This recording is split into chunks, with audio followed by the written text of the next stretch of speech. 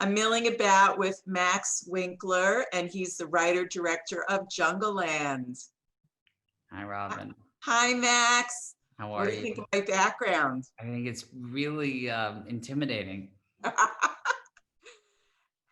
Did you actually get into a boxing ring? Because I don't think I've ever been in a boxing ring in my entire life. I did. I grew up boxing, actually. I used to get. I had a hard time focusing in school, and that would translate into sort of getting into trouble out of school.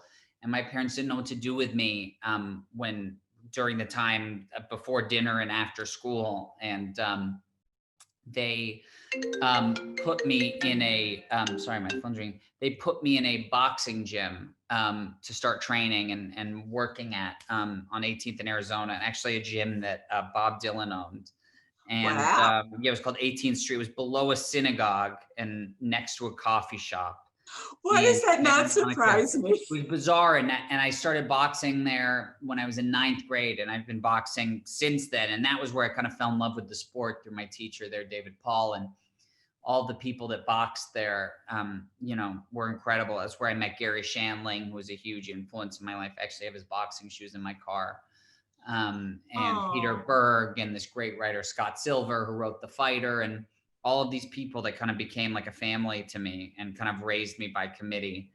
And that was how I first kind of fell in love with boxing and started reading Joyce Carol Oates and watching fights and really kind of getting into the history of it all. So did you ever want to do professionally, or is it always like a sport? There was a period where I was I loved it so much, and I did it enough where I actually kind of got kind of good at it. But once I started getting hit in the head, I realized that I wouldn't last long for it. But I knew that it would somehow come into, because the metaphor of boxing, a lot like kind of people talk about with chess, like you can apply it to so many aspects of your life. And I knew that at some point boxing was going to be a big part of my life. And I started writing Jungle Land, however many years I started writing it ago with my co-writers, Teddy Bressman and David Branson Smith. And by that point, I was taking a lot of that stuff that had just stuck with me over the years and trying to put it into the personality traits of these guys. How wonderful. So you probably gave Jack O'Connell a lot of tips. No, Jack O'Connell gave me tips. Jack O'Connell could be a professional boxer if he wanted. Really? He's a unbelievable fighter. He did all of his own stunts. There wasn't one punch thrown by someone else. And we would send each other boxing videos. I would send him sort of my stuff and he would send me his stuff. And I quickly stopped sending him my stuff and thought it would be better just to cheer him on. But he's a stunning fighter and a stunning actor, obviously. And boxing is a huge part of his life growing up in Derby. And it was really important to us to get somebody who plays line who actually knows how to fight. None of our time was spent teaching him how to fight. If we were trying to catch up to him, if anything. So did he get a lot of like blood all over his knuckles? Was he really going for it? No, he never bled. I mean, he's such a good fighter, and he moves his body in such a beautiful way that he actually, a lot of when you're filming a boxing movie with gloves, you have the luxury of missing, and it's okay because somebody's getting hit in the face with a glove and it feels different. When you're fighting a movie and it's a bare knuckle boxing movie, you don't have that luxury. If you miss, you can knock someone out or break your hand. And between our stunt coordinator, our boxing coach, and the fighters that we brought in, who were all professional fighters out of the Northeast, and Jack, the precision of which they choreographed, there wasn't a punch that had pre-thought about and rehearsed. And Jack is such a good fighter that he never missed. Was Charlie feeling any kind of envy to get into the ring at any time? I think he was. I think Charlie's used to doing the fighting in his movies. And I do think there was a little bit of a learning curve of being the cheerleader from the sidelines. But a lot of the way that we bonded together were in boxing gyms with Charlie and Jack working focus mitts. And Charlie's more of a background is jujitsu and mixed martial arts. And so I think at times, I think he was like, I do think that it's something. Oh, thank you. It's my dog. I think at times, it's okay. Come here. Ham, come here. I think at times Charlie was feeling, he's a bad dog. I think Charlie was feeling a little left out. So, but they had such great chemistry as brothers. So, what did they do to bond? They're from, really similar places between Newcastle and Derby. Jess is from Yorkshire, and I think the kind of displaced nature of these characters in the movie is kind of applicable to like what it feels like to kind of be an actor and just kind of be a drifter and not know where your next job is going to be and where you're going to have to go and live out of a suitcase, and the kind of John Steinbecky nature of their experiences, I think, bonded them already to these characters. And we would cook dinners, and Charlie and Jack spent a lot of time off. Their houses were right next to each other in Massachusetts where they were staying, and so it was just natural. They're really good actors, and so they really kind of connected immediately. And actually, you're going off to do something, or have you already done it with Charlie? You've got No, another we're going one. off to do it. So, Really can you excited talk to do it. about that? Yeah, it's based on this real guy's life who wrote a memoir about living out of his van with his dog, quitting his job and dropping out and living in part of the dirtbag generation in the Pacific Northwest, and choosing a new city to live in, or a new part of the Pacific Northwest to live in, and mountain climbing and surfing and living off the land. And it was the guy, Ben Moon, who it's based on. He had written a book and made a video about his sort of adventures. And Charlie and I watched it and immediately kind of fell in love with his story and talked to Ben Moon on the phone and asked for permission to make it. And I wrote the movie quickly, developing it with Charlie and Albert Berger and Ron Yerkes, our producers, and we're going to make it this spring. Oh, cool. The name of it is A Man, a Dog, a Friend. Is that the whole thing? A friendship? No, we don't have a title yet. Oh, that's the book. Yes. The book is called Denali. Got it. Got it. Obviously, you're a dog person, so that was kind of a no-brainer. Yes, my dog is a big part of my life, for better or worse. He's a 3-legged, extremely anxious German Shepherd that attacks the people he loves the most. But Did you raise him from a puppy, or did you? Yeah, I got him when he was just a couple of weeks old, and he had already lost his leg. And I think whoever took his leg did a number on him that no amount of Prozac or CBD oil can help with.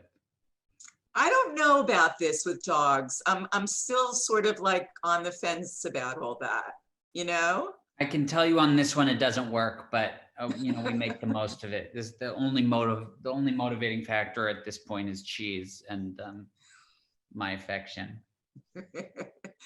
So, I mean, you've got so many projects in the works. I don't even know where to begin.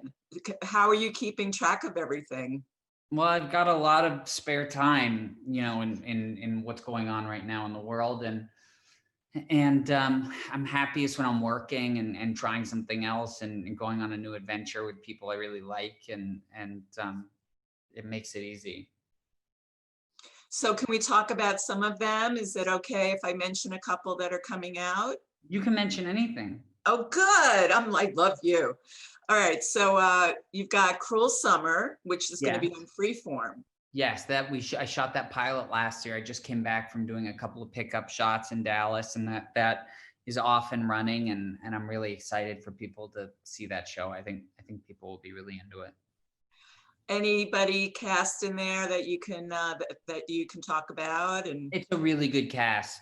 A bunch of younger actors that I think are really gonna become really tremendous actors. An actress named Olivia Holt and Harley Quinn Smith and Chiara Aurelia, and a guy named Elias Barnes and a guy named Froy Gutierrez. Just a young ensemble that I think will be real important actors. Well, you kind of like made a name for yourself in like discovering new talent. You did it with Zoe. Do you think that's something that you like to do?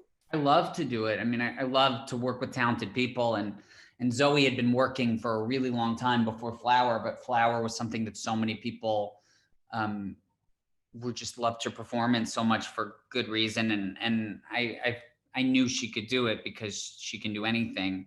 And, Jake Johnson was somebody who hadn't and a lot of people hadn't known when we made Ceremony, and I'd known was the most talented guy I know. And so, you know, casting these people is the most exciting thing you can do, is kind of like find somebody that you think is tremendously talented, who might come at people as a surprise and try to support them and amplify their voice as much as possible. You know, I didn't really have that experience on Jungleland, because everybody, I knew Jonathan Majors has already had so much in the can, and everybody knows Charlie and Jack and Jess. But it's a really exciting part of my job, obviously, and casting Cruel Summer with the showrunner and the people involved was exciting, calling those people and telling them that they got the job, because I knew that they were going to become household names at a certain point.